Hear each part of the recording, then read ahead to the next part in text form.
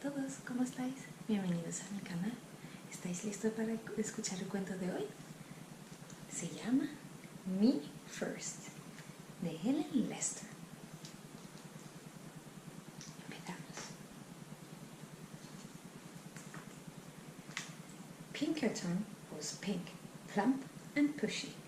He would do anything to be first, even if it means bouncing off bellies, stepping on snouts, or tying tails. "Me first!" he cried when he had been last in line and finished first down the slide. "Me first!" he cried at story time, settling on his round bottom with his big head right smack in front of the book. And every day in the school cafeteria, "Me first!" rang out, and there was Pinkerton.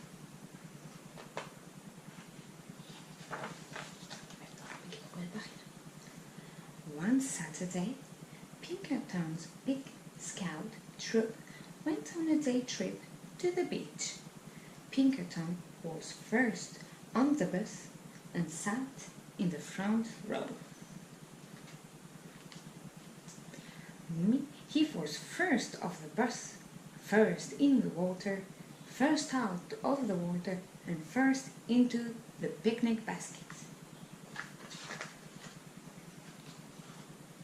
After lunch, the big scout decided to go for a hike. Off they went, with Pinkerton leading the line, of course. As the big scout marched across the sand, they heard a faint voice far in the distance. The voice called out, "Who would care for a sandwich?" Pinkerton pricked up his pointy ears. "Care for a sandwich? Oh yes, me first," he thought, and he began to trot ahead of the others. Soon he heard the voice again, closer and louder this time. "Who would care for a sandwich?" "Me first!" cried Pinkerton, kicking up sand and leaving the other pig scout far behind. His imagination almost burst. Peanut butter, jelly, 2 tomatoes, 7 pickles, a slab of cheese, a blob of mayo, a big smear of mustard, all for me first. Who would care for a sandwich? Now, at full gallop, Pinkerton shrieked, "Me first!" Over a sandy hill he flew and blap! He landed face to face with a small creature with a bump on her nose, fur on toes. "Am I glad to see you?" she cackled. "I sure could hear you coming. Me first, me first, me first.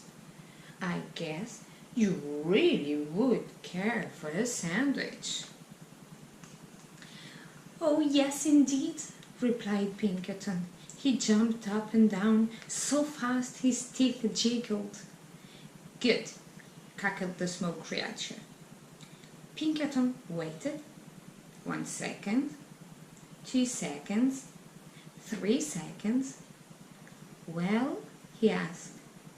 "Well, what?" replied the small creature. "The sandwich," begged Pinkerton. "Where's the sandwich?"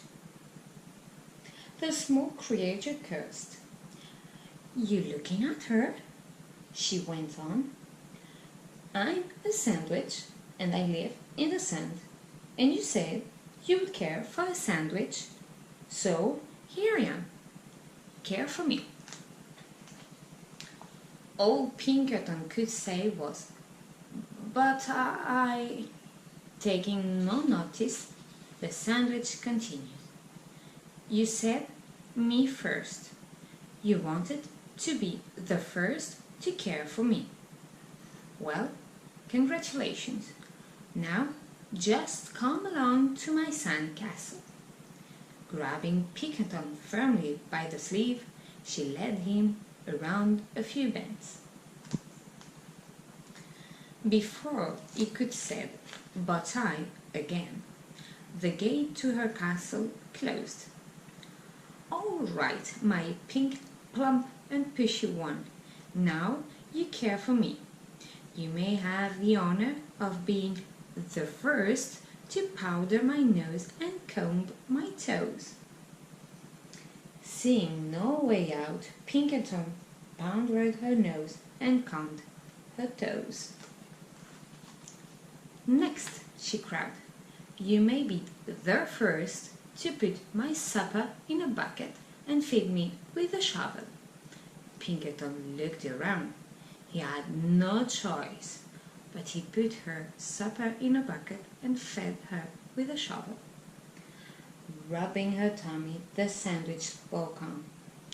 "Finally, after you have the privilege of being the first to wash my dishes and sweep my castle and do my laundry and curl my hair and tuck me in, you may be the first to tell me a bed story time."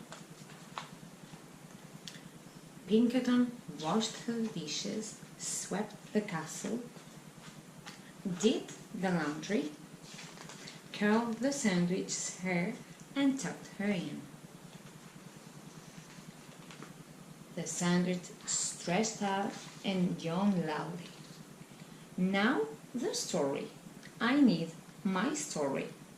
Pinkerton was so tired he could barely speak. "I don't know any stories," he whimpered. "Then how about making up something?" "Oh, how about something concerning a pushy pig who always wanted to be first?" Pinkerton sighed and began. "Once upon a time, there lived a pig who always wanted to be first, until one day he met a wise sandwich." "Wise and beautiful," cut in the sandwich. "A wise and beautiful sandwich who showed him that first was not always best." "Aha!" cackled the sandwich. She gave Pinkerton a slow, serious and meaningful wink. "Have you learned something?" "Oh, yes, yes, yes," said Pinkerton. "I promise I have. In that case, thanks for the care, goodbye, and good luck."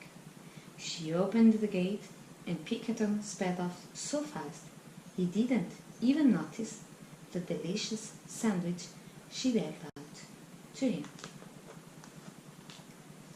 He was just in time to catch the bus.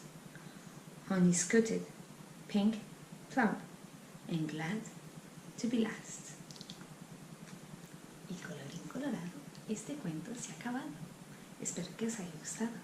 Si es así, no te olvides de suscribirte al canal, de darle un like y nos vemos en el siguiente cuento. Adiós.